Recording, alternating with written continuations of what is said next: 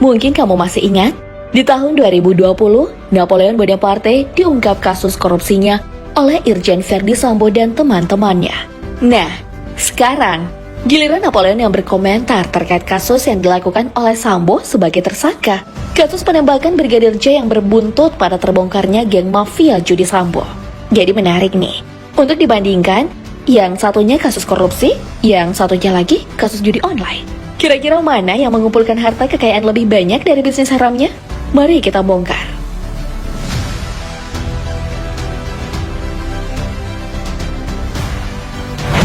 Napoleon Bonaparte dan Verdi Sambo sebenarnya memang mempunyai banyak kesamaan. Yang pertama, saat ini mereka berdua sama-sama berpangkat bintang 2, yakni Inspektur Jenderal atau Irjen. Yang kedua, Napoleon dan Sambo sedang ditahan karena masing-masing mempunyai 2 kasus yang berbeda. Namun dalam karirnya di kepolisian, keduanya memiliki perjalanan yang berbeda, meskipun ujungnya sama-sama ditahan.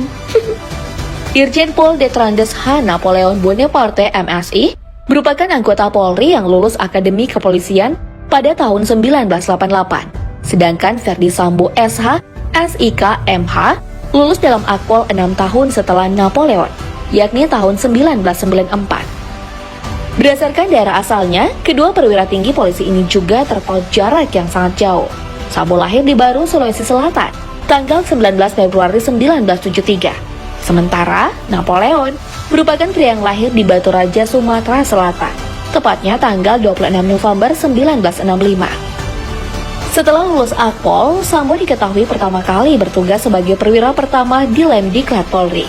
Dari pihak Napoleon, tak ditemukan data perjalanan karirnya secara lengkap.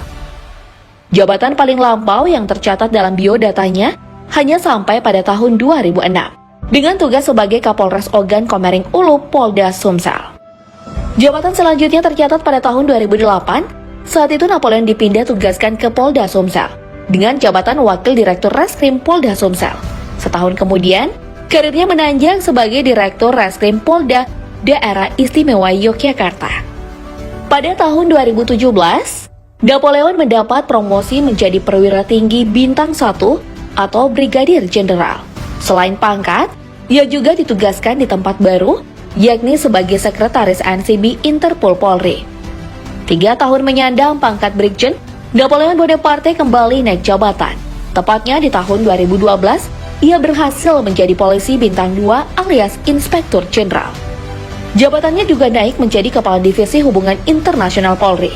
Namun, jabatan itu hanya dijalani selama kurang lebih 5 bulan, sebelum akhirnya dicopot karena terlibat kasus suap dengan koruptor BLBI Joko Chandra. Nasib tragis Napoleon di akhir karirnya sama dengan yang dialami Verdi Sambo. Seperti yang kita ketahui, Sambo dipecat dengan tidak hormat karena menjadi tersangka utama dalam kasus Brigadir J. Pangkat bintang 2 Verdi Sambo juga belum terlalu lama diterima. Ia naik pangkat menjadi Jenderal Bintang 2 saat memperoleh kenaikan jabatan sebagai Kepala Divisi Propam Polri pada tahun 2020. Jauh sebelum itu, perjalanan karir Verdi Sambo saat dirinya dinyatakan lulus Akpol pada tahun 1994. Sepanjang karirnya, Sambo pertama kali menduduki jabatan sebagai Kapolres pada tahun 2012, yakni di Polres Purbalingga. Hanya berselang setahun, Verdi Sambo dipindahkan ke Polres Brebes, dengan jabatan tetap sebagai Kapolres. Kemudian pada tahun 2015, Sambo kembali ditugaskan di bidang reserse. Ia dimutasi menjadi Wakil Direktur Reskrimum Polda Metro Jaya. Titik kenaikan pangkat Verdi Sambo menjadi perwira tinggi Polri terwujud pada tahun 2018. Dia mendapatkan promosi jabatan sebagai Brigadir Jenderal alias Jenderal Bintang 1. Selanjutnya setelah 2 tahun mendapatkan pangkat Jenderal Bintang 1, pada tahun 2020, Verdi Sambo kembali diberi kenaikan pangkat menjadi Jenderal Bintang 2. Sambo sekaligus mencapai puncak tertinggi dalam perjalanan karirnya dengan menjabat sebagai Kepala Divisi Propam Polri. Saat ini Napoleon dan Sambo juga sedang bersama-sama ditahan. Napoleon Bonaparte merupakan tahanan rutan Barreskrim Polri.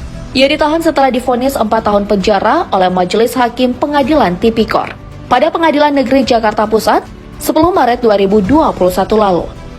Selain hukuman penjara, Napoleon juga divonis membayar denda 100 juta rupiah, subsidiar 6 bulan kurungan. Irjen Napoleon Bonaparte disebut menerima suap $370.000 Amerika Serikat atau sekitar 5,137 miliar rupiah dan $200.000 Singapura atau sekitar 2,1 miliar rupiah. Dari terpidana kasus korupsi hak tagih Bank Bali Joko Sugiarto Chandra alias Joko Chandra, uang ini berkaitan dengan upaya untuk menghapus nama Joko Chandra dari daftar pencarian orang yang tercatatkan di kantor Direktorat Jenderal Imigrasi. Kalau Napoleon ditahan di rutan Barreskrim Polri, lain halnya dengan Sambo yang ditahan di rutan Makobrimob Kepala 2 Depok. Selain ditahan, mantan Kadipropam Polri ini juga resmi diberhentikan tidak dengan hormat sebagai anggota Polri. Proses pemberhentian ini sudah diputuskan melalui sidang kode etik Polri yang dipimpin langsung oleh Komjen Pol Ahmad Doviri. Selain dipecat secara tak hormat, skandal penghilangan nyawa yang dilakukan Sambo terhadap Brigadir J turut berbuntut pada terbongkarnya bisnis ilegal Sambo bersama geng mafianya di Polri. Beredar grafik yang bertajuk Konsorsium 303 Kaisar Sambo. Bagian ini memuat secara lengkap pihak-pihak kepolisian yang terlibat, mulai dari nama, pangkat, dan tempat tugas, hingga nama-nama para bandar judi yang terkait. Terdapat juga data tentang aliran dana yang diterima Sambo dari beberapa bisnis ilegalnya tersebut. Dalam grafik tercatat, Ferdy Sambo dan seluruh komplotannya setiap tahun menerima setoran lebih dari 1,3 triliun rupiah. Jika data dalam grafik yang beredar ini benar, maka total kekayaan Ferdy Sambo ditaksir mencapai triliunan rupiah. Hal ini diperkuat oleh beberapa informasi yang menyebutkan bahwa tim khusus penanganan kasus Brigadir J telah menemukan uang sejumlah 900 miliar rupiah saat menggeledah rumah Sambo. Sementara untuk kekayaan Napoleon Bonaparte berdasarkan kasus korupsinya, ia menerima uang suap sebesar 5,137 miliar rupiah dalam bentuk uang dolar Amerika Serikat. Serta ada juga mata uang dolar Singapura yang jumlahnya sekitar 2,1 miliar rupiah. Jika ditotal seluruh uang yang didapatkan Napoleon dari kasusnya mencapai 7,2 miliar rupiah. Selain pemasukan dari skandal-skandalnya, kedua perwira tinggi ini tentunya mendapatkan gaji sebagai anggota Polri. Polisi berpangkat bintang 2 menerima gaji sebulan paling kecil 2,2 juta rupiah dan paling tinggi sebesar 5,5 juta rupiah. Di luar gaji pokok, mereka berdua juga menerima berbagai macam tunjangan yang besarnya bervariasi tergantung pangkat, jabatan, dan daerah penempatan. Tunjangan yang nominalnya paling besar adalah tunjangan kinerja. Untuk aparat polisi dengan pangkat irjen, tunjangan kinerjanya mencapai 20,6 juta rupiah. Nama Jenderal Bintang 2 Polisi Irjen Napoleon Bonaparte kerap lalu lalang di media. Yang merupakan mantan Kepala Divisi Hubungan Internasional Polri diberhentikan dari jabatannya karena tersandung kasus suap dari Joko Chandra yang dulunya diungkap oleh Ferdy Sambo. Lantas seperti apa perjalanan karir dan kekuasaan yang dikumpulkan Napoleon Bonaparte selama berkiprah di kepolisian? Mari kita bongkar.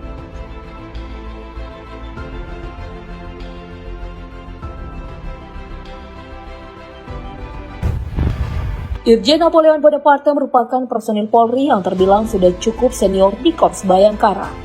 Ia adalah perwira tinggi polisi alumni Akademi Kepolisian tahun 1988. Dalam karirnya di kepolisian, nama Napoleon Bonaparte mulai terkenal sewaktu menjadi Kapolres Ogan Komering Ulu di Polda Sumatera Selatan. Sejak menjadi Kapolres Ogan Komering Ulu pada tahun 2006 silam, karir Napoleon semakin melesat. 2 tahun setelahnya, polisi kelahiran 26 November 1965 ini menjabat sebagai Wakil Direktur Reskrim Polda Sumatera Selatan. Tak lama kemudian, ia dilantik menjadi Direktur Reskrim Polda Daerah Istimewa Yogyakarta di tahun 2009. Titik lonjakan karir Napoleon selanjutnya terjadi pada tahun 2011. Saat itu Napoleon pertama kalinya dipanggil untuk bertugas di Mabes Polri. Ia mengawali karirnya di Mabes Polri sebagai Kasubdit 3 di Tipidum Barreskrim Polri. Lalu di tahun 2012, Napoleon dipercaya menjadi Kabak Binlat Korwas KPNS Barreskrim Polri. Aparat kelahiran 26 November 1965 ini sempat kembali ke Akademi Kepolisian dengan tugas sebagai Kepala Bagian Pembinaan dan Pendidikan Direktorat Akademi. Tak sampai setahun, Napoleon kemudian ditempatkan di Divisi Hubungan Internasional Polri dengan jabatan sebagai Kabak Konvinter Set NCB Interpol Indonesia. Setahun kemudian, ia naik jabatan menjadi Sekretaris NCB Interpol Indonesia. Puncak karir dari perwira tinggi Polri ini diraih pada tahun 2020. Di tahun itulah, ia naik pangkat dari Brigjen menjadi Irjen. serta memegang posisi penting yakni sebagai Kepala Divisi Hubungan Internasional Polri.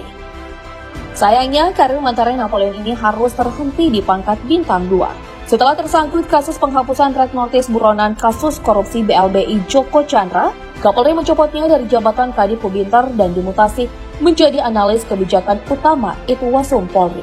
Saat ini, Napoleon Bonaparte sedang menjalani hukuman selama 4 tahun dalam kasus suap penghapusan red notice Joko Chandra. Selain itu, polisi yang lahir di Batu Raja, Sumatera Selatan ini juga dijatuhi denda 100 juta rupiah subsidiar 6 bulan kurungan. Majelis Hakim menyatakan terdakwa Irjen Pol Napoleon Bonaparte terbukti secara sah dan meyakinkan melakukan tindak pidana korupsi secara bersama-sama. Sebagaimana yang tercantum dalam pasal ini, Pasal 5 ayat 2 junto Pasal 5 ayat 1 huruf A Undang-Undang Nomor 31 Tahun 1999 yang telah diubah dengan undang-undang ini, Undang-Undang Nomor 20 Tahun 2001 tentang pemberantasan tindak pidana korupsi junto Pasal 55 ayat 1 ke 1 KUHP. Irjen Napoleon Bonaparte disebut menerima suap $370.000 Amerika Serikat atau sekitar 5,137 miliar rupiah dan $200.000 Singapura atau sekitar 2,1 miliar rupiah. Uang ini diberikan agar Napoleon membantu menghapus Joko Chandra dari status daftar pencarian orang sistem imigrasi. Irjen Verdi Sambo yang saat itu menjabat Direktur Tindak Pidana Umum Barreskrim Polri yang berpangkat Brigjen Polisi atau Jenderal Bintang 1 ikut serta dalam pengungkapan kasus besar ini. Verdi Sambo menangkap Joko Chandra setelah berkoordinasi dengan pihak polisi di Raja Malaysia, yakni Inspektur Jenderal of Police Malaysia Abdul Hamid bin Badur tanggal 23 Juli 2020 lalu. Dalam kasus ini, Verdi Sambo juga menjerat rekannya Brigjen Prasetyo Utomo yang terlibat penerbitan surat jalan palsu Joko Chandra selama menjadi buronan Polri. Kemudian pada tahun 2020, saat Sambo telah terangkat menjadi Kadif Propam Polri, turut mendakwa seniornya Irjen Napoleon Bonaparte sebagai perkara penerimaan suap dari Joko Chandra. Nah, giliran Verdi Sambo yang terkena kasus, Napoleon juga turut berkomentar.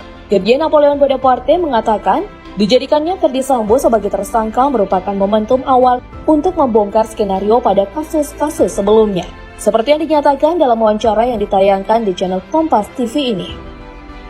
Saya juga menyampaikan momen kasus ini bisa menjadi momentum awal untuk membongkar skenario dalam peristiwa-peristiwa lain yang terjadi sebelumnya.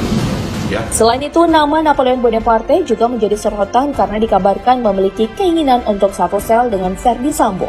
Dilansir dari Tribun News, kabar ini langsung ditepis oleh Napoleon yang membantah pernyataan tersebut karena Napoleon merasa tak pernah mengeluarkan satu pernyataan pun terkait hal itu. Kapan saya pernah ngomong itu? Di medsos. Anda pernah menemukan tidak jejak digital bahwa saya pernah mengucapkan itu? Kemudian baru-baru ini, Polri Irjen Napoleon Bonaparte dituntut dengan pidana 1 tahun penjara karena dinilai terbukti melakukan penganiayaan terhadap sesama tahanan yang bernama Muhammad KC.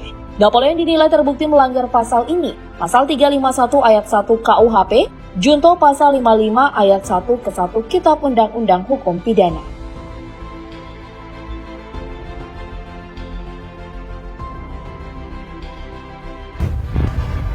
Sebagai salah satu petinggi kepolisian, Irjen Napoleon Bonaparte ternyata tak pernah melaporkan harta kekayaan ke KPK. Sehingga rekam jejak kekayaan Irjen Napoleon Bonaparte menjadi hal yang rahasia. Namun sebagai anggota Polri berpangkat tinggi, tentunya Irjen Napoleon mendapatkan gaji yang besar dari pekerjaannya. Gaji anggota kepolisian diatur dalam pasal ini tentang perubahan ke-12 atas peraturan ini. Untuk gaji Jenderal Polisi dengan bintang 1 sampai bintang 4, ditetapkan paling kecil 3,2 juta rupiah per bulan dan paling tinggi 5,9 juta rupiah per bulan. Besaran gaji pokok tersebut bervariasi disesuaikan dengan lamanya masa dinas di Polri. Selain menerima gaji pokok, seorang anggota polisi juga menerima tunjangan setiap bulannya. Tunjangan yang nominalnya cukup besar yakni tunjangan kinerja atau TUKIT. Besarannya disesuaikan dengan pangkat sesuai kelas jabatan. Untuk perwira tinggi polisi berpangkat Irjen yang berada di kelas jabatan 16 akan berhak mendapat tunjangan kinerja sebesar 20,6 juta rupiah. Di luar tunjangan kinerja, anggota Polri juga menerima berbagai macam tunjangan lain yang besarnya bervariasi tergantung pangkat, jabatan, dan daerah penempatan. Sementara itu untuk koleksi kendaraan pribadinya juga tak ditemukan satu data pun. Sepertinya harta Irjen Napoleon memang sangat rahasia. Apakah ada yang disembunyikan? Jawab di kolom komentar.